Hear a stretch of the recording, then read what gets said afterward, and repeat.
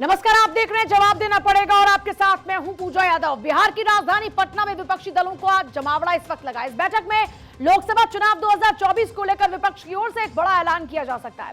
कई दिग्गज नेता इस बैठक में बीजेपी को केंद्र की सत्ता से बाहर करने के उद्देश्य से मंथन करने बैठे हैं। बैठक जारी है। इस बैठक में राहुल गांधी, मल्लिकार्जुन खड़गे, शरद पवार, ममता बनर्जी, अरविंद केजरीवाल, हेमंत सोरेन, अखिलेश यादव, उद्धव ठाकरे, तमिलनाडु के मुख्यमंत्री और डीएमके चीफ एमके स्टालिन भी शामिल हैं। इस बैठक को लेकर कई सवाल उठ रहे हैं। अब देखिए, जब विपक्ष खुद एकजुट नहीं है तो मोदी से मुकाबला कैसे करेगा। बैठक शुरू होने से पहले कांग्रेस ने आम आदमी पार्टी को भी साफ संकेत दे दिए हैं कि बैठक में सिर्फ एकजुटता की बात होगी, किसी के अध्यादेश की बात नहीं होगी। बैठक में 15 दल एक साथ हैं, जबकि कई दल ऐसे भी हैं जिन्होंने इस बैठक से बना ली है दूरी। इस पूरे मुद्दे पर हम चर्चा करेंगे, लेकिन पहले जरा सुने बैठक को लेकर आखिर किसने क्या कहा। देखेंगे, वहां जाने के बाद मालूम होगा कि हम तो सब मिलके बीजेपी के खिलाफ लड़ना चाहते हैं और एक होकर इस बीजेपी सरकार को निकालने का हमारा सभी एक एजेंडा है। उसके तहत सभी लोग मिलके वो काम करने का है। तो वहाँ जाने के बाद सबकी राय एक अच्छी राय बनेगी और उसके बारे में हम पहले से ही कोशिश कर रहे हैं। राहुल गांधी जी तो शुरू किए थे, सबको मिलकर पहले तैयारी किए थे और वो उसी का एक पार्ट है कि ये पटना में फिर से एक बार हम सभी लोग मिल रहे हैं। देशाच्या काही राज्यामध्ये जसं नाही होऊ किंवा काय आणि या नात्या निमित्तानं एक प्रकारचे रस्त्यावर उतरणं आणि कायदा आणि सुव्यवस्थेची परिस्थिती निर्माण करणं हे जे कृत्य होतं आहे त्याला विशेषतः जिथं नॉन बीजेपी राज्य आहेत त्या राज्यात हे जास्त होतं आहे, त्यामुळे याच्या मागं कोण आहे हे स्पष्ट होतं आहे। 24 के लिए नीतीश बाबू पटना में बारात सजा रहे हैं, अच्छी बात है। बारात का दूल्हा कौन है बता दीजिए, तो फिर कहाँ से 24 की बारात सजेगी। इसलिए आप बुलाए हैं, अच्छी बात है। बिहारी लिट्टी चोखा खिला दीजिए, अपने सिलाव का खाजा खिला दीजिए, उनको विदा कर दीजिए। तो बारात बिना दूल्हे के लगती है क्या। अब हिंदुस्तान एक प्रभावी सशक्त नेता की ओर चलता है जो स्थायी सरकार दे सकता है। अब देवेगौड़ा, गुजराल, वीपी सिंह, चंद्रशेखर, इन लोगों का जमाना चला गया। Ad hoc prime minister, compromise prime minister, ये जमाना चला गया। अगर इकट्ठा भी हो जाए तो भी कोई उसका फलाफल नहीं निकलने वाला है। और चाय पर इकट्ठा होने का मतलब विपक्षी एकता नहीं होती है। एक टेबल पर बैठ कर आपने खाना खा लिया, इसका मतलब ये नहीं हो गया कि विपक्ष एक हो गया। सवाल तो ये कि क्या बंगाल में ममता बनर्जी कांग्रेस को सीट छोड़ेंगी कि दिल मिले न मिले हाथ जरूर मिलाएंगे। बिहार हमेशा से परिवर्तन, बिहार इस देश में स्वतंत्रता आंदोलन की लड़ाई लड़ने वाली धरती रही है महात्मा गांधी जी की अगुवाई में। तो यहीं से आरएसएस के विचारधारा को और मोदी सरकार की विदाई का रास्ता प्रशस्त होगा। पहली बैठक है और महत्वपूर्ण बैठक है, इसीलिए पार्टी के सभी जो नेता हैं उनको बुलाया गया है। हर राजनीतिक दल की अपनी अपनी समस्या है, वो अपनी समस्या को उस बैठक में रखेंगे और जो भी जिस बात पर भी आम सहमति बनेगी वो उसको स्वीकार कर लिया जाएगा। देखिए, एक चीज़ समझ लिए, एक दूसरे को टोपी पहना रहे और उससे अधिक कुछ है नहीं। भारत की राजनीति में ये ठग्स ऑफ गठबंधन है। ये पूरे हिंदुस्तान को मूर्ख बनाने का तैयारी कर रहे हैं। आप समझिए, कोई नीति सिद्धांत किसी का नहीं है, सारे भ्रष्टाचारी मिल रहे हैं और इन लोग को पता ही नहीं है कि चेहरा कौन है, कौन आगे रहेगा, कौन पीछे रहेगा। ये सारे के मन में लड्डू फूटा है कि प्रधानमंत्री के उम्मीदवार बन जाए, इससे अधिक कुछ नहीं है। कौन लोग जो जेल जाने से डर रहे हैं, किसी का राष्ट्रीय अध्यक्ष हो आज जेल के अंदर है, कोई जेल बेल पर है, कोई जेल के बाहर से जेल की सपना को देख रहे हैं। लोकनायक जयप्रकाश नारायण की धरती पर ये मीटिंग कर रहे हैं। ये भूल गए कि बिहार की धरती भ्रष्टाचारियों को कभी संरक्षित नहीं किया है और बिहार की धरती अब एक बार कांग्रेस को बाहर किया था, एक बार आरजेडी के श्रीमान लालू प्रसाद की कुर्सी गई थी, अब नीतीश कुमार की कुर्सी राजद और कांग्रेस के साथ जाएगी शून्य पर आउट। बीजेपी इतना चिंतित क्यों हो रही है? अभी तो सिर्फ 2 राज्य से बाहर गए हैं, अभी और राज्यों से वो बाहर जाएंगे। उनकी चिंता समझ में आती है। भारतीय जनता पार्टी को इंतजार करना चाहिए। यह बैठक इसीलिए तो हो रही है कि हम इसमें कई प्रकार के रणनीति को तय करेंगे। जब फेस की बात होगी, नेतृत्व की बात होगी, तो जो उचित समय आएगा हम एक बेहतर चेहरा लेके सामने आएंगे। भारतीय जनता पार्टी कौन दूल्हा बनेगा वो जनता तय करती है, कौन विधायक बनेगा, कौन सांसद बनेगा वो जनता तय करती है। जनता जब चुनाव हो जाएगा उसका तय करेगी, तो लोकतांत्रिक तरीके से प्रधानमंत्री का भी चुनाव होगा। आप इसके लिए निश्चिंत रहें और आपके माध्यम से मैं पूरी देश की जनता को बताना चाहता हूं, और खासकर भारतीय जनता पार्टी को, उनको घबराहट क्यों है, कौन दूल्हा है। और निश्चित तौर पर आपको बता दें, भारतीय जनता पार्टी 2024 में गद्दी से उखाड़ फेंकी जाएगी। विपक्ष के पास कोई क्लियर एजेंडा नहीं है और न कोई ढंग से गठबंधन बन पाएगा। आप देख लीजिए कि ममता बनर्जी 3-4 दिन पहले बोली हैं कि सीपीएम के साथ कांग्रेस रहेगी तो मेरा साथ उनको नहीं मिलेगा। अखिलेश यादव जी का स्टैंड अलग है। केजरीवाल जी पहले पत्र लिख करके अध्यादेश जो लाई है भारत सरकार, उनके एजेंडा में है। यानी सबों की अपनी अपनी बीमारी है, कहीं कोई वैकेंसी नहीं है। देश के यशस्वी प्रधानमंत्री नरेंद्र मोदी जी पुनः प्रधानमंत्री बनेंगे। सब अपने अपने आए, जो लोग आए हैं सब अपने अपने टारगेट लेके आए हैं। हर आदमी को, हर आदमी से, हर पार्टी को, हर पार्टी से अलग अलग ग्रीवांसेस है। ममता जी चाहती हैं कि कोई उनके यहाँ नहीं लड़े, वो अकेले रहे। उधर कांग्रेस के लोग कहते हैं कि उन्हीं के नेताओं को ज़्यादा ममता बनर्जी जी के पार्टी के लोग किल कर रहे हैं, टारगेट कर रहे हैं। कोई एकत्रित होने के लिए नहीं आया है, सब अपने अपने आप को सीधा करने के लिए, एक दूसरे से साधने के लिए आए हैं। यह बड़ी बात है।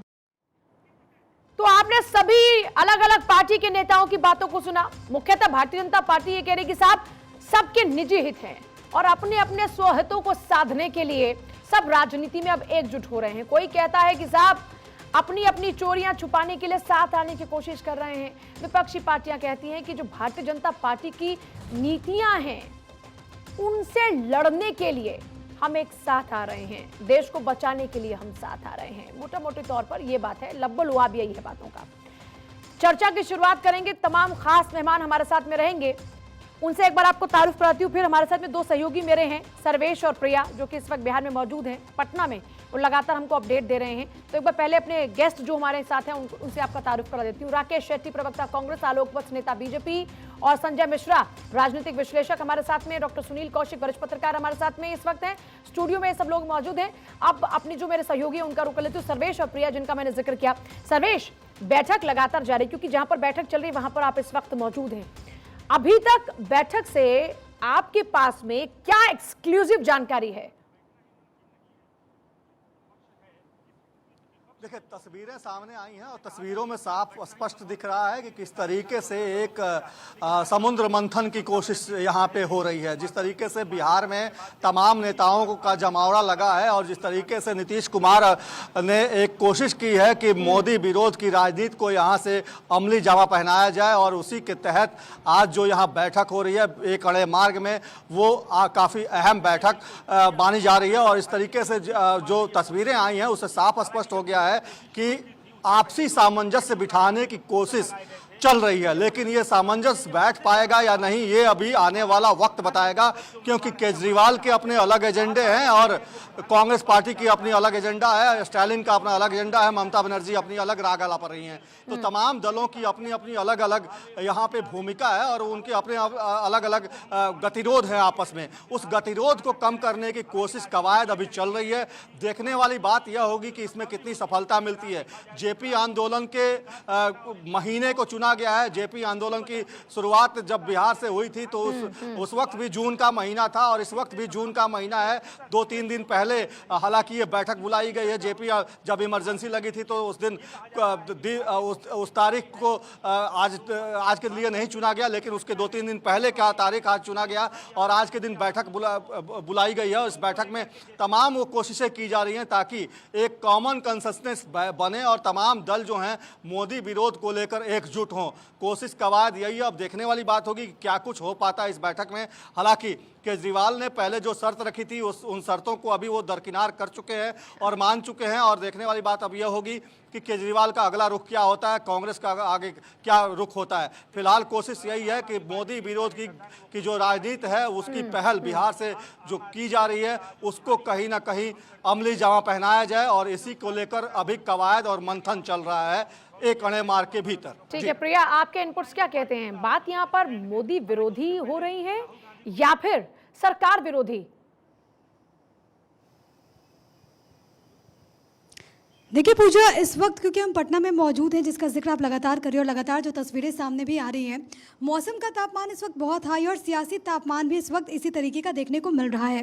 अब जो आप सवाल पूछ रहे हैं, देखिए अगर हम ये उम्मीद करें कि इस बैठक के बाद बहुत कुछ बदलाव होगा तो संभवतः ऐसा उम्मीद करना ही बेईमानी होगी, क्योंकि वैसे दल जिनके अपने अपने हित हैं और कई मरतबा सामने आए हैं, क्योंकि ये पहली बार नहीं है जब इस तरीके से विपक्ष की ताकत को दिखाने की कोशिश की गई हो। ज़्यादा वक्त नहीं बीता, हमने देखा था कि जब कर्नाटक में भी शपथ ग्रहण समारोह हुआ था तो कांग्रेस की तरफ से विपक्ष को एक मंच पर लाने की कोशिश की गई थी, लेकिन कई बड़े चेहरे से नदारद नजर आए। कई बड़े चेहरों को तो इनवाइट भी नहीं किया गया, जिसमें अरविंद केजरीवाल का भी नाम शामिल था।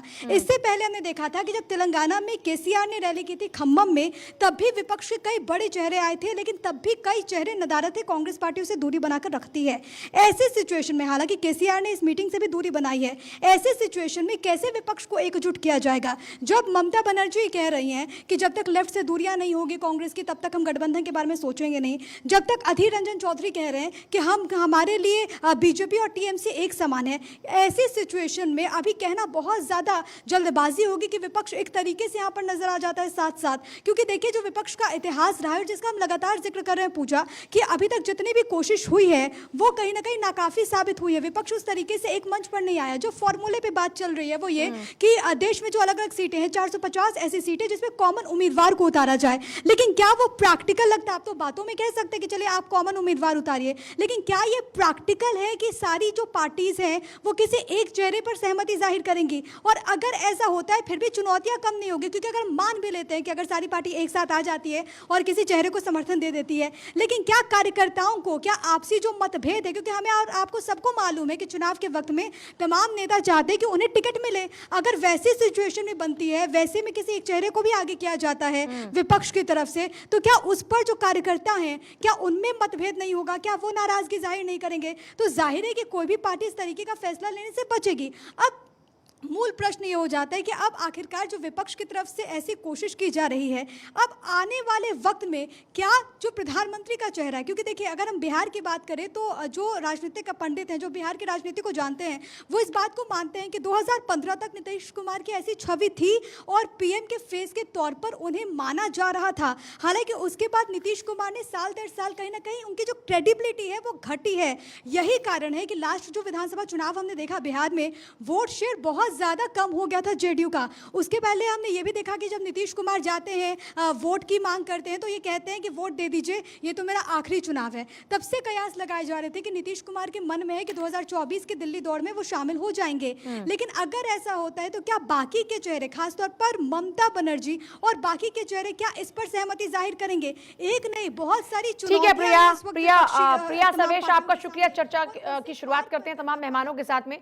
राकेश शेट्टी प्रवक्ता कांग्रेस, आलोक वत्स, एक बार फिर से बता दें आपको नेता BJP, Sanjay Mishra political analyst हमारे साथ में है, डॉक्टर सुनील कौशिक हमारे साथ में, वरिष्ठ पत्रकार, सभी का एक बार फिर से स्वागत है। शुरुआत आज कांग्रेस से करते हैं। शेट्टी साहब, आज ही प्रेशर पॉलिटिक्स देख ली, अरविंद केजरीवाल अड़ गए कि साहब पहले मेरी शर्तों को मानो, पहले अध्यादेश पे बात होगी उसके बाद देश पे बात होगी। तो आज ही प्रेशर पॉलिटिक्स शुरू हो गई है, तो जिसकी शुरुआत ही प्रेशर पॉलिटिक्स से हो रही है, जहां पर सबसे पहले निजी हित रखे जा रहे हैं, फिर ऐसे एकजुटता को लोग पूछ रहे हैं कि कैसे आप परवान चढ़ाएंगे? देखिए, यही तो लोकतंत्र है। जब तक हर पार्टी अपना मत नहीं रखेगी, अपना प्रायोरिटीज नहीं रखेगी, जब तक उसके ऊपर डिस्कशन नहीं होगा तब तक कोई रिजोल्यूशन भी नहीं निकलेगा। जैसे आप जानते हैं कि 2019 में आप जानते हैं भारतीय जनता पार्टी का चेहरा प्रधानमंत्री जी नरेंद्र मोदी जी थे, और अगर उस टाइम का अगर वोट शेयर आप देखते हो तो सिर्फ देश में 36% वोट नरेंद्र मोदी जी और भारतीय जनता पार्टी और उनके अलायंस को मिला, जबकि 67% वोट नरेंद्र मोदी जी के खिलाफ था। फिर भी आप जानते हैं कि लोकतंत्र ऐसा है कि उनको इस देश का वो प्रधानमंत्री बनते हैं बिकॉज जिसका ज्यादा मेंबर ऑफ पार्लियामेंट होता है उसकी सरकार बनती है। आज जो पहला मीटिंग सब विपक्षी दल एक साथ आ रहे, एक कॉमन एजेंडा से आ रहे, और लक्ष्य यही है कि जो लोग कंसोलिडेटेड वोट मोदी जी के अगेंस्ट डाल रहे 67% लोग, जनता एक बात बहुत ही क्लियर कट जानना चाहती है, मोदी वर्सेस कौन? मोदी के सामने वो चेहरा विपक्ष का कौन सा होगा? कौन सा इतना सक्षम चेहरा है जो प्रधानमंत्री मोदी को चुनौती दे सकता है? बड़ा क्लियर कट सवाल। देखिए, देश का जो संविधान जब बनाया गया और हमारा जो इलेक्शन सिस्टम बनाया गया, तो ये आपको भी पता है कि ये कोई प्रेसिडेंशियल पोल तो है नहीं। हमारे यहाँ पे पब्लिक जो है डायरेक्ट प्राइम मिनिस्टर या प्रेसिडेंट को नहीं चुनती है, यहाँ पे अपने क्षेत्र की मेंबर ऑफ पार्लियामेंट को चुनती है। क्यों, क्या कांग्रेस चेहरे दिखाकर राजनीति नहीं करती क्या? राज्यों में तो चुनाव आप चेहरों के ऊपर लड़ते हैं, आप दिखाते हैं वहां पर कि ये मुख्यमंत्री होंगे, तो फिर पीएम के नाम पर आप परहेज क्यों कर रहे हैं? वहां पर भी नहीं फॉलो करते हैं क्या लोकतंत्र को? बिल्कुल नहीं। देखिए, ये 2009 और 2014 में आप बताइए कौन हमारा प्राइम मिनिस्टर कैंडिडेट था? कांग्रेस पार्टी ने कभी अपना प्राइम मिनिस्टर कैंडिडेट डिक्लेयर नहीं किया। ये मीडिया बिल्कुल आकलन लगाती कि ये हमारा प्राइम मिनिस्टर कैंडिडेट है। फिर एक बार बोलता हूँ, 2024 में अभी तक तो हमारा प्राइम मिनिस्टर कैंडिडेट डिक्लेयर नहीं हुआ है, बिकॉज हम इस लोकतंत्र को बिलीव करते हैं। ममता बनर्जी, नीतीश कुमार, तो चलिए फिर इजी, आपके लिए थोड़ा सा और इजी कर देती हूँ मैं। तो अगर आप लोग जीत गए, आप लोगों की जो स्ट्रैटेजी है वो कामयाब हो गई, तो आप ममता बनर्जी को एज अ पीएम कांग्रेस स्वीकार कर सकते हैं, नीतीश कुमार को कर सकती है, या राहुल गांधी को सिर्फ स्वीकार करेंगे? किसको स्वीकार करेंगे? लालू को करेंगे, तेजस्वी को करेंगे, किसको करेंगे? भाई कोई एक तो एक चेहरे पर तो सहमति बनाएंगे ना कि साहब घर का ये बड़ा ऐसा होगा कि जब बात फंसेगी तो ये संभालेगा, वो है कोई शख्स? देखिए, 2024 में अगर जो लोकसभा में मेंबर ऑफ पार्लियामेंट चुन के जाएंगे उनका ये अधिकार मतलब आगे प्रेशर पॉलिटिक्स हो गई। मतलब आप ये कह रहे हैं कि भविष्य में जनता पहले आपको मौका दे, फिर आप लोगों की अपनी बार्गेनिंग होगी कि भैया मेरी इतनी सीट है तो मेरा नेता आगे बढ़ेगा। तो आप लोगों को, ये तो लोगों के साथ में एक छलावा हुआ ना, तो जनता कहाँ तय कर रही है? ये तो फिर आप लोग तय करेंगे अपने नंबर गेम के आधार पर। क्यों आलोक वत्स? देखिए जी, ये लालू जी कभी कभी साफ गोई से बहुत कुछ कह जाते हैं। उन्होंने बहुत पहले कहा था कि कनपट्टी में सिंदूर रगड़ने से विवाह नहीं होता है, विवाह तो तभी होता है जब मांग में सिंदूर भरी जाए। वही हाल इस चीज़ का है। ये कल मैं एक चैनल पे था तो ये अध्यादेश के मामले में कांग्रेस के प्रवक्ता ने कहा कि केजरीवाल चोर है। मैंने कहा भाई कल तुम्हारी मीटिंग होने वाली है 23 को, आज तुम उसको चोर कह रहे हो कि नहीं, है ही चोर। उसके बाद एक और चैनल पे था तो वहाँ पे एक न्यूज़ आया कि ये मायावती जी ने कांग्रेस को ऑफर दिया है कि यूपी में 40-40 सीट बांट लो और राजस्थान, मध्य प्रदेश और छत्तीसगढ़ में भी हमको अकोमोडेट कर दीजिए। ये कौन सा गठबंधन की बात हो रही है? यहाँ आप देख रही हैं कि लोग आए हैं, 77 का याद है, एक जयप्रकाश थे, न यहाँ कोई जयप्रकाश है न पार्टियां मर्ज कर रही हैं ये। और आपस में सबसे बड़ा जो पेच फंसेगा इनका वो है सीट शेयरिंग पर। अखिलेश जी कितना सीट देंगे कांग्रेस को? लालू यादव और नीतीश कुमार कितना सीट देंगे कांग्रेस को बिहार में? ममता बनर्जी कितना सीट देंगी कांग्रेस को? किसके साथ अलायन करेंगी? उस अलायंस में सीपीएम भी है जिसको वो डंडे से भी छूने के लिए तैयार नहीं है। आपको डर लगता है कि नहीं?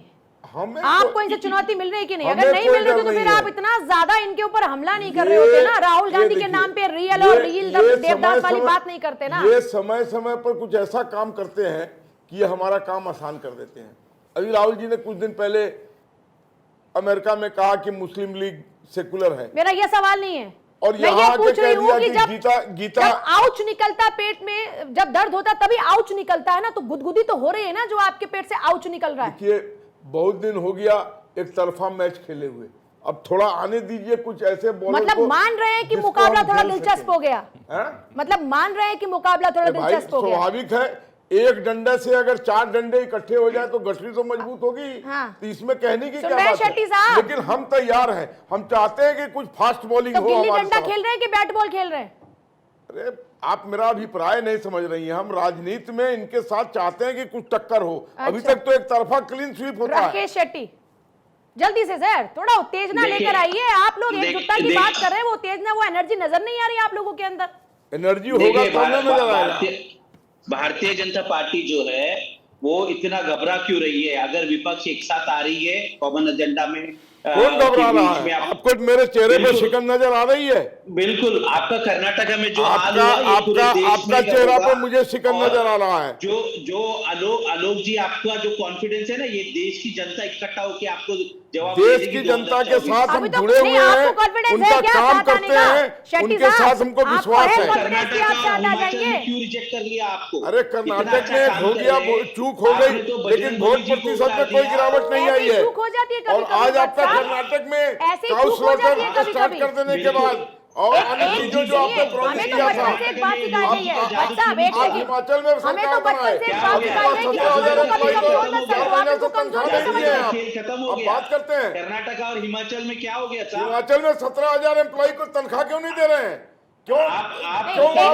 एक सेकंड कौशिक साहब, कौशिक साहब, बड़ा सवाल यह है कि सबके अपने अपने निजी हित। भाई अब ममता बनर्जी की बात करते हैं, आप वहां पर पंचायत का चुनाव लड़ रहे हैं तो आप वहां लेफ्ट को समर्थन कर रहे हैं। ममता बनर्जी कह रही है लेफ्ट के साथ नहीं जाऊंगी और लेफ्ट के साथ हमको नहीं जाना। जिनकी जो विचारधारा वही अलग है, जो एकदम धुर विरोधी हैं, आप वहां उनको पकड़ के बैठे हैं, यहां पर आप इनको पकड़ रहे हैं, तो दामन तो आप एक ही पकड़ पाएंगे ना। देखिए ये बहुत प्रीमेच्योर होगा आज के डेट पे। प्रीमेच्योर? ये सही, बिल्कुल प्रीमेच्योर होगा। क्यों बता रहा हूं मैं आपको? क्योंकि जब तक अपोजिशन एक कॉमन एजेंडा पे नहीं आती है, और आपका सही क्या है कॉमन एजेंडा, मोदी विरोधी या सरकार विरोधी? थोड़ा सा क्लियर कीजिए मुझे भी और जनता को भी। देखिए मैं आपको एक सिंपल डेटा देता हूं। डेटा नहीं, मुझे आप जवाब दो ना सर, मुझे डेटा मत दो फिलहाल। 70 कांग्रेस लीडरों के ऊपर ईडी और सीबीआई का रेड होती है। ईडी सीबीआई साथ लाया आपको? तो ईडी सीबीआई साथ लाया आपको? बिल्कुल ईडी सीबीआई से डर लगता है साहब?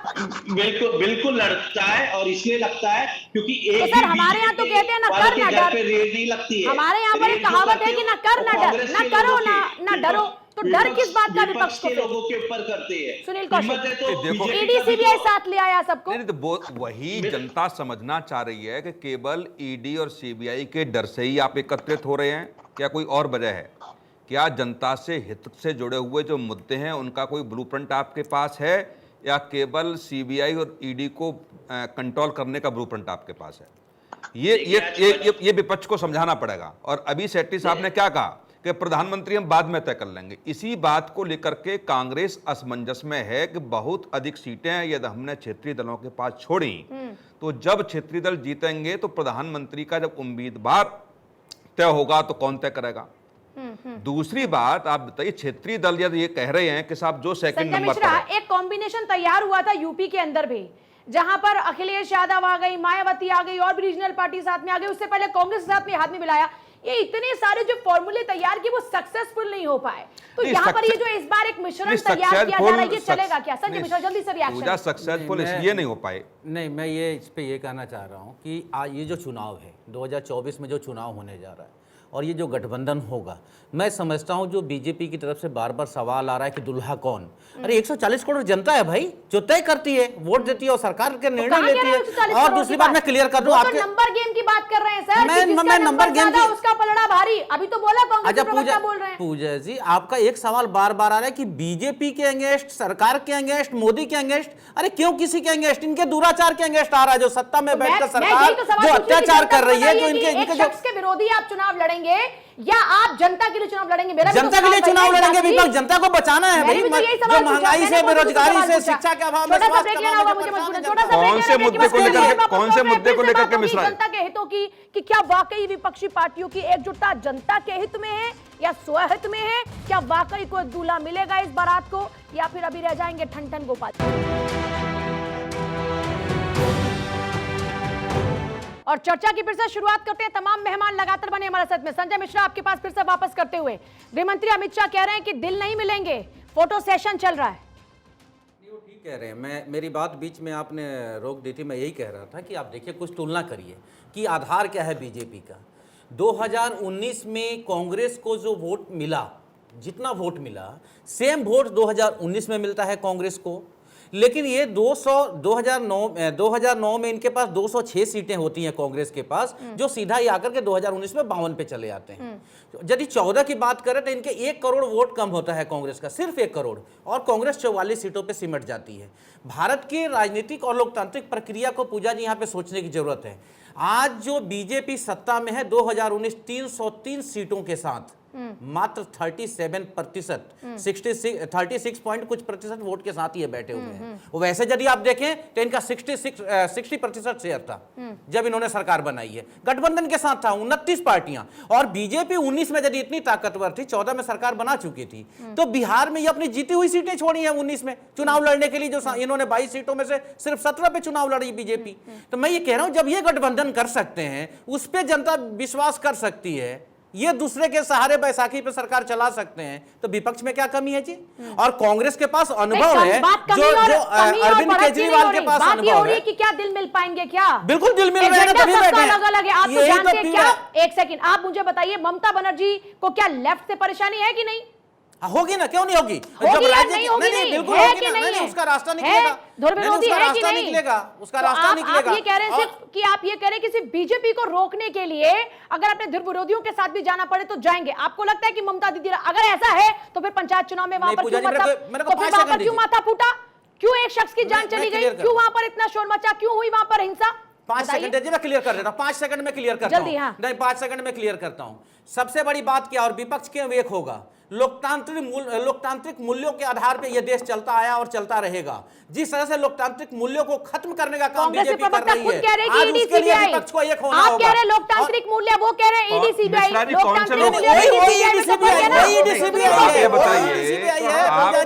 लोकतांत्रिक मूल्यों को खत्म करने का बात यही तो है। मतलब सुप्रीम कोर्ट से ऊपर भी सरकार हो रही है मिश्रा जी? सुप्रीम कोर्ट से ऊपर भी सरकार हो रही है क्या? आप ये बताइए, पूजा जी ये बताइए। नहीं मिश्रा जी,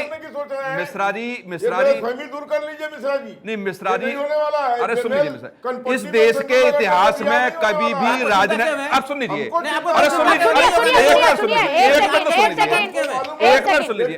अरे आलोक जी एक सवाल, इस सुप्रीम कोर्ट में देश के इतिहास में कभी भी राजनीतिक दल एजेंसियों के जांच के खिलाफ गए हैं क्या? मुझे बता दीजिए मिश्रा जी आप। एक जगह भी 14 कौन कब गए हैं? मुझे तारीख और डेट बता दीजिए। वही तो हो रहा है। तो क्यों हो रहा है? राजनीतिक दल जाएंगे। और सुप्रीम कोर्ट ने क्या कहा मिश्रा जी, ये भी आपको ध्यान होगा। सुप्रीम कोर्ट अध्यादेश लेकर आते हैं ना दिल्ली में। सुप्रीम कोर्ट अध्यादेश लेकर आते हैं पहली बार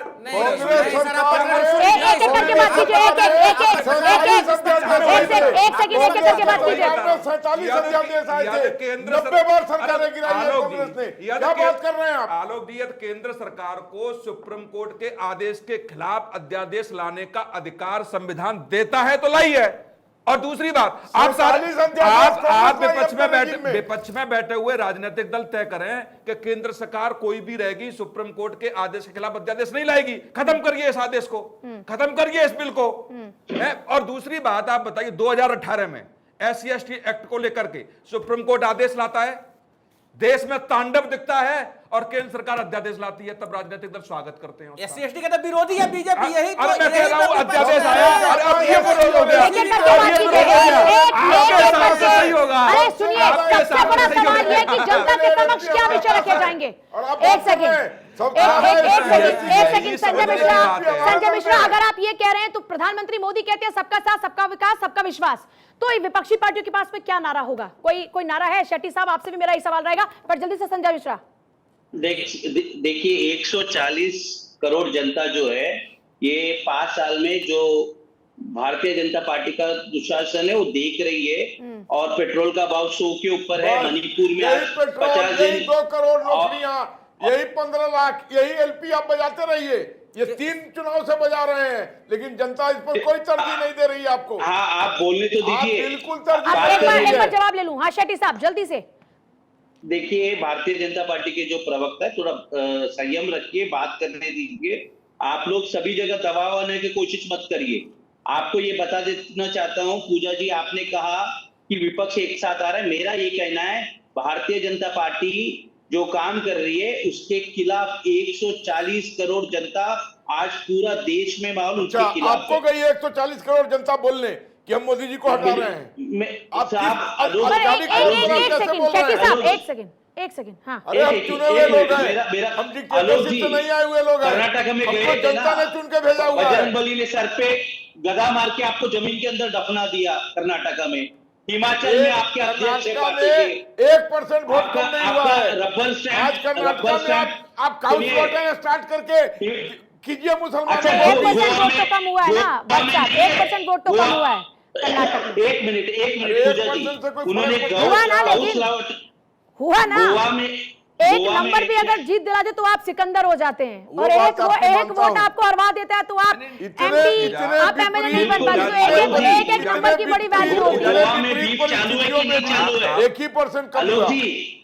आलोक जी, मैं पूछना चाहता हूँ, आप बोलते हो कि देश में एक कानून होना चाहिए। शेट्टी साहब, मैं आपसे एक सवाल पूछना चाहती हूँ शेट्टी साहब। एक बात तो आप मानते हैं ना, एक बात तो आप मानते हैं कि बीजेपी से लड़ने के लिए सभी विपक्षी पार्टियों को अगर एक साथ आना पड़ रहा है, तो कांग्रेस के लिए तो वाकई आत्ममंथन का वक्त है कि वो पार्टी जिसने देश पर इतना लंबा राज किया, आज उस पार्टी को दूसरों के सहारे की जरूरत पड़ रही है, दूसरों को साथ लाने की जरूरत पड़ रही है बीजेपी को टक्कर देने के लिए। ये नहीं लगता आपको कि वाकई आत्ममंथन का दौर है? थोड़ा सा शेट्टी साहब थोड़ा सा 1 मिनट, एक सवाल मेरा भी ले लीजिए, एक सवाल मेरा भी। हाँ, बोलिए। जिन मुद्दों को लेकर के आप 2024 में जा रहे हैं, महंगाई का मुद्दा है, बेरोजगारी का मुद्दा है और तमाम मुद्दे हैं। यदि आपकी हिमाचल में सरकार आती है, डीजल पेट्रोल के दाम बढ़ाए जाते हैं और पत्रकार पूछता है जयराम रमेश जी से, तो जयराम रमेश जी क्या कहते हैं? मुझे सवाल मत कीजिए, मुख्यमंत्री को पूछिए, मेरा सवाल नहीं है। 17,000 और सुनिए ना, कर्नाटक में कल से सड़क पे है जनता, आपने बिजली के दाम बढ़ा दिए वहां पर सरकार आते ही, और आप कह रहे हैं महंगाई हम रोकेंगे। महंगाई रोकने की बात होगी तो सरकार में आते ही आपने दाम बढ़ा देते हो आप, तो फिर बीजेपी में और आप में अंतर क्या रहा? शेट्टी साहब जवाब जल्दी से। शिव कुमार ने कहा है कि महिलाओं के 2000 में घुस लिया जा रहा है, खुद अभी बोला है उन्होंने। ठीक है, जवाब शेट्टी साहब। देखिए, आज पूरे देश में महंगाई बढ़ी है और बड़ा प्रश्न है। अगर कितना भी आप डाइवर्ट करने का कोशिश करो, महंगाई बहुत बड़ा मुद्दा है और आज विपक्ष को एक साथ इसलिए आने की जरूरत है क्योंकि भारतीय जनता पार्टी की तो सरकार चलाने में मतलब नहीं है, वो हिंदू मुस्लिम कराना चाहती है, दंगे कराना चाहती है। आज मणिपुर में 50 दिन हो गए, 100 से ज्यादा लोग वहां पे मर चुके हैं और हजारों लोग विस्थापित हो चुके हैं। मगर हमारा प्रधानमंत्री किधर है? यूनाइटेड स्टेट्स ऑफ अमेरिका में है। गृह मंत्री जाते तो है वहां पर, गृह मंत्री जाके वहाँ 6 दिन बैठे हैं, अभी फिर जाएंगे कर्नाटक में अपने प्रोग्राम कैंसिल किए। ये विषय नहीं है शेट्टी साहब, ये विषय नहीं है शेट्टी साहब, कंट्रोल में लाया ये विषय नहीं है। तो फिर आपके नेता भी कहते थे कि जब एक बड़ा पेड़ गिरता है तो उसमें तो सुनिए, फिर बड़ा पेड़ गिरने पर भी कंपन होता था, ये आपके नेताओं के भी बयान हुआ करते थे। आलोक जी, गृह मंत्री को तड़ीपार किया कि नहीं किया था गुजरात के कोर्टों ने? मेरा सवाल का जवाब नहीं दे रहे शेट्टी साहब। मैंने ये पूछा कि कांग्रेस ये बात अब क्या कन्फेस कर रही है कि अभी हम में उतनी ताकत नहीं है कि हम बीजेपी का सामना अकेले कर पाए। क्या कांग्रेस इस बात को मान चुकी है, ये एक्सेप्ट कर चुकी है कांग्रेस? कांग्रेस एक चीज मानती है, आप सही कह रहे हैं, कि देश की जनता में ताकत है कि वो मोदी सरकार को हरा देगी और हमारा यही काम है। जो मोदी सरकार काम नहीं कर रही है, जनता के हित के खिलाफ कर रहे हैं, उसके आगे घुमा रहे हैं आप। देश की जनता इस सरकार को बना रही है, देश की जनता ही कल आपको बनाई अगर बनाया तो। जो आवाज निकल रही है वो जनता को अच्छा नहीं लग रहा है। आलोक जी आप सुनिए, मैं रबर स्टैम्प जो प्रेसिडेंट है ना आपके, वो हिमाचल में जीता पाए क्या? देश की स्थिति क्या और बीजेपी किस मुद्दे पे, किस चीज पे उछल रही है, मैं बताता हूं। आज ये 14 या 15 राज्यों में बीजेपी की शासन है, 14 या 15 राज्यों में आपकी शासन है और उसमें से सिर्फ आप 5 या 6 राज्यों में है, बाकी सब में आप बहुमत में है, जहां आपके 2 विधायक हैं, आपकी सरकार है। जहां आपके 5 विधायक हैं, आपकी सरकार यानी सहयोग देके आप मुख्यमंत्री बना के आप अपनी सरकार गिनवा रहे हैं। ये है बीजेपी के नरेंद्र मोदी की ताकत। अब मैं बताता हूं आपको कि जो मैं बार बार कह रहा हूं कि इस देश में 2024 में सुनिए मोदी बना। संजय जी, मैं ये मोदी की ताकत की बात नहीं कर रही, मैं एक बात आपको बड़ा क्लियर कहती हूं। बड़ा सवाल ये है, और देखिए बहुत मजबूत लोकतंत्र में विपक्ष होना चाहिए। हम तो चाहते हैं कि कांग्रेस हो, समाजवादी पार्टी हो, चाहे ममता बनर्जी की तमाम पार्टियां बड़ी अच्छी लड़ाई लड़ें। ये तो एक लोकतंत्र के लिए बहुत ही खूबसूरत बात होगी। मैं क्या सवाल पूछ रही हूं, यह बात तो लेकिन तय हो गई ना कि बीजेपी के सामने टिकने के लिए सबको एक साथ आना पड़ रहा है। इसका क्या मतलब है? अरे तो कांग्रेस के सामने सब मिलकर के ही तो आए थे। पूजा जी क्यों भूल जा रहे हैं आप लोग? कैसे कांग्रेस मोदी का लीडर अरे कौन बन रहा है? इंदिरा के सामने 75 में क्या प्रधानमंत्री मोदी का चेहरा नहीं दिखाई दे रही है?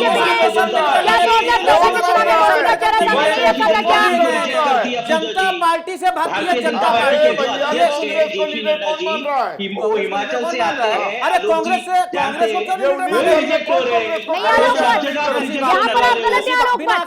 आलोक भट्ट, एक सेकंड। आज नीतीश कुमार अगर खुद जाकर रिसीव करके आते हैं मल्लिकार्जुन खड़गे और राहुल गांधी को, तो इसका मतलब साफ है कि नेता तो वो मान रहे हैं, मजबूरी है, क्या करें, करना पड़ेगा। नहीं मैं पूछता हूं कि कांग्रेस को लीडर मान कौन रहा है? अरे सर मत मानिए, आपके मानने से क्या हमारे होता हक है? तो नहीं मान रहे हैं। क्या होता है? आपके 19 दल मान रहे हैं। हाँ मान रहे हैं बिल्कुल। कौन बोला है? सारे एक साथ बैठे हैं, सब साथ मान रहे हैं। बैठने से आप लीडर मान लिए। रिएक्शन आया गृह राज्य मंत्री नरोत्तम मिश्रा का, जरा सुनिए। मैं आ रही हूँ सर, जरा सुनिए। ठगबंधन बन रहा है, ये ठगबंधन की बैठक है। अब आप देखिए दूसरे पहलू से, कम्युनिस्टों को आदरणीय ममता जी पसंद नहीं है, आदरणीय ममता जी को कांग्रेस पसंद नहीं है, कांग्रेस को केजरीवाल पसंद नहीं है, केजरीवाल को समाजवादी पार्टी पसंद नहीं है, समाजवादी पार्टी को उद्धव जी पसंद नहीं है, उद्धव जी को महबूबा मुफ्ती पसंद नहीं है। एक दूसरे को ये पसंद नहीं कर रहे और चाहते हैं कि जनता इनको पसंद कर ले। जनता अपनी पसंद बता चुकी है कि उनको भाजपा पसंद है, मोदी पसंद है, बाकी ये कुछ भी कर लें, फुके बल्बों की झालर है। चर्चा की फिर से शुरुआत कर रहे हैं। बोलिए संजय मिश्रा, मेरा सवाल का जवाब ना आप दे पाए ना शेट्टी साहब दे पाए। मैं एक बात फिर रिपीट कर रही हूं, क्या कांग्रेस ये बात मान चुकी है कि अकेले उतना दमखम अभी कांग्रेस नहीं रखती कि वो बीजेपी का मुकाबला कर पाए? बड़ा क्लियर कट। सच्चाई के साथ राजनीति नहीं करनी चाहिए, करनी चाहिए। पंच करें।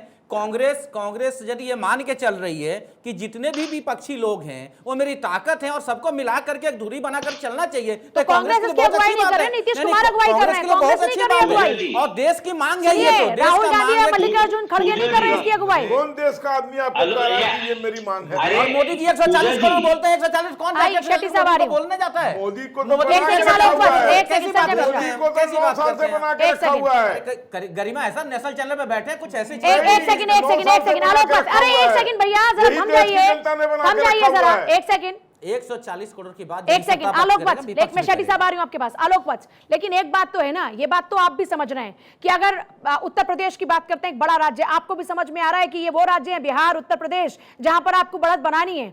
तो ऐसे में अगर ये सब एक हो गए और वाकई इन सब लोगों का एक उम्मीदवार ही उतरा, तो आपको नहीं लगता कि कड़ी टक्कर तो होगी वर्सेस में? और यही वजह है कि बीजेपी बार बार रिएक्शन दे रही है। जी, ये बात आप क्यों मेरे से पूछ रही हैं? मैंने आपको पहले ही कहा, एक डंडे की जगह अगर 4 डंडा इकट्ठा हो जाएगा तो नेचुरली उसकी ताकत एकता में बड़ा बल है, हमने तो यही पढ़ा, एकता में बड़ा बल है। मैं बोल रहा हूँ बढ़ेगा, लेकिन अब बहुत दिन हो गया एक तरफा मैच खेले हुए।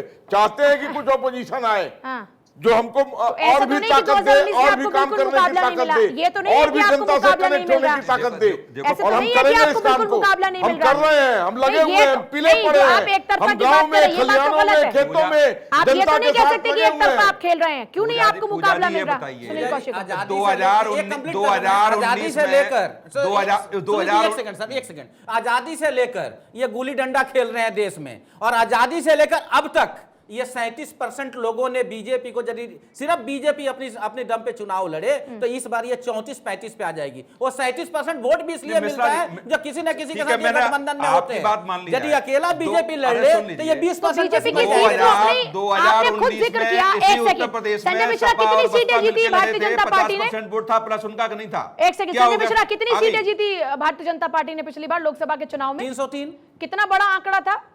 है ना बड़ा आंकड़ा। बहुमत की सरकार कितने सालों बाद बनी थी? ज्यादा भी सरकार बनी हुई है, 400 कुछ में कांग्रेस की सरकार बनी हुई है ना। बनी, लेकिन कितने लंबे समय के बाद ये हुआ था? नहीं, लंबे समय के बाद बना और दूसरी बार रिपीट होकर इतनी सीट लाना, वही एकता का बल है, वही एकता का बल है, वही मैं बोलना चाहता हूं। वहां पर विपक्ष सीरियसली प्रधानमंत्री मोदी के नाम पर चुनाव लड़ा, राष्ट्रवाद के नाम पर चुनाव, आप लोग खुद ये बात चीखते हैं विपक्षी पार्टी के, राष्ट्रवाद के नाम पर, हिंदू के नाम पर, हिंदुत्व के नाम पर चुनाव लड़ा, फिर अब आप कह रहे हैं कि साहब ये तो जो साथ में पार्टियां थी उनके जरिए चुनाव लड़ा। इसमें रुक जाइए, राष्ट्रवाद आपने ला दिया इसमें डिबेट में। आप बोलते हैं, मैं तो आपकी बात कर रही हूँ। आप लोग ये बात कहते हैं बार बार कि राष्ट्रवाद के नाम पर जीत गए, हिंदुत्व के नाम पर जीत गए, कभी आप कहते हैं वो बात, और आज आप ये कह रहे हैं कि साहब जो इनके साथ में पार्टियां थी उनके दम पर जीत गए। तो पहले बता दीजिए कि किसके दम पर बीजेपी ने जीत हासिल की? राष्ट्रवादी जो लोग हैं पूजा जी, 52 साल तक देश के तिरंगे को इन्होंने फहराने का काम नहीं किया। अरे सुनिए, मैं उस सब पे नहीं जा रही। सुनिए, मैं आज बात कर रही हूँ विपक्षी एकजुटता की। आपको लगता है सर वो मेरे पास उतना वक्त नहीं है ना, बहुत लिमिटेड वक्त होता है जिसमें हम चाहते हैं कि जो विषय उस पर बात हो। मैं बड़ा क्लियर सवाल पूछ रही हूँ। सबके अब भी एजेंडा अलग अलग हैं, सबकी नीतियां अलग है। आज उसका एग्जाम्पल देख लिया, अरविंद केजरीवाल चाहते हैं कि अध्यादेश चाहिए, अध्यादेश पर चर्चा चाहिए। कांग्रेस ने कहा कि साहब नहीं करेंगे अध्यादेश पे बात। ये तो शुरुआत है सर। नहीं चाहिए। कांग्रेस जो अध्यादेश की बात है उस पे कांग्रेस साथ आएगी, क्योंकि वो राष्ट्र की बात है। और जहां जहां राष्ट्र की बात आई है, आम आदमी पार्टी भी कांग्रेस, जब इनकी अरुणाचल प्रदेश की सरकार गिराती जाती है, जब बीजेपी उत्तराखंड की सरकार गिराती है, जब बीजेपी कर्नाटक की सरकार गिराती है, कांग्रेस लेफ्ट को छोड़ देगी क्या? एक सेकेंड, अब ये भी स्पष्ट कर दीजिए फिर कि लेफ्ट को साथ कांग्रेस रखेगी या ममता बनर्जी को साथ कांग्रेस रखेगी? जो नेता बैठे हैं ना वो विचार करेंगे। शेट्टी साहब बताइए, आप लेफ्ट को कांग्रेस साथ रखेगी या ममता बनर्जी को साथ रखेगी? क्योंकि अभी तो बवाल हो रहा है पश्चिम बंगाल में इसी लेफ्ट राइट के चक्कर में। आपके स्टूडियो में थोड़ा बहुत आजमाइश वगैरह है इनको। सर एक सेकंड, शेट्टी साहब, केजरीवाल अलग आंखें तरेड़ रहे हैं, ममता बनर्जी अलग आंखें तरेड़ती रहे, केसीआर ने किनारा कर लिया, नवीन पटनायक ने किनारा कर लिया, जो ले देकर बचे हैं उसके अंदर भी सबके अपने अपने स्वार्थ है। हीरो है ना हीरो, शेट्टी साहब जल्दी, खाली विलेन है बस, खाली विलेन से फिल्म नहीं बनता है। तो आप विपक्ष को नकार भी नहीं सकते। अभी आप कह रहे हैं कि अकेले अकेले पारी नहीं खेलेंगे, साथ में मुकाबला भी चाहिए, फिर आप कह रहे हैं कि ये अलग अलग बात है। अरे विलन हो, एक हीरो होगा तो एक विलन ही होगा ना। आए ना, हम तो तैयार हैं। शेट्टी साहब जल्दी आए ना, बहुत दिन हो गया। आ तो रहे हैं, ये नहीं है कि शेट्टी साहब जल्दी से। सबसे पहले मैं एक पूजा जी आपसे रिक्वेस्ट करूंगा, जब बात कर रहे तो सुनाई नहीं दे पाता क्योंकि बीच बीच में बात कर रहे। मैं सिर्फ 30 सेकेंड्स लूंगा। विपक्ष को साथ में आने की जरूरत इसलिए है, आपको एक बार स्टैटिक्स बता दूं कि 2019 में 36% वोट भारतीय जनता पार्टी को मिला। इसका मतलब 63% लोगों ने भारतीय जनता पार्टी के प्राइम मिनिस्टर कैंडिडेट को रिजेक्ट किया। हाँ, मगर लोकतंत्र में उनको 303 सीट मिला, वो सबसे बड़े पार्टी बने और प्राइम मिनिस्टर बने। इसलिए जो हमारे विपक्ष में जो सीट्स बंटवारा हो रहे, वोट को बंटवारा हो रहा है। एक जल्दी से मेरा एक सवाल और है, ये तो आप जानते हैं सर, वक्त कम है, प्लीज मैं चाहती हूँ कंप्लीट करने दीजिए ना सर, प्लीज मेरे पास वक्त कम है ना, चाहती हूँ कि लेकिन जो बात है वो भी आ जाए जल्दी से। कंप्लीट करने दीजिए। देखिए, विपक्ष यही चाहता है कि जो बटा हुआ 63% वोट है वो कंसोलिडेट करके एक साथ आए, क्योंकि आज अलग अलग पार्टियां लड़के इस पे विभाजन के कारण हम हार रहे। नहीं तो अगर 140 करोड़ जनता तो मोदी जी के खिलाफ ही वोट डाल रही है। माफ कीजिएगा, सबका बहुत शुक्रिया चर्चा में शामिल होने के लिए, पर इस देश में इतनी विविधता है। जल्दी से बोलिए सर, एक सेकंड ही। जिस समय राजीव गांधी को सीटें आई थी 400 से ऊपर, 47% वोट आया था, उस समय भी देश की जनता ने। चलिए ठीक है, बहुत शुक्रिया सभी का चर्चा में शामिल होने के लिए। देखिए, ये देश विविधताओं का देश है। इस विविधताओं भरे देश में अगर अलग अलग पार्टियां साथ आने की बात कर रही हैं, निजी हित को साधने की आरोप उनके ऊपर लग रहे हैं बीजेपी द्वारा, लेकिन बड़ा सवाल यह है कि आप सबको एक साथ लाने की बात कर रहे हैं। पहले खुद के दिल तो मिला लीजिए, उसके बाद तो आगे की बात पर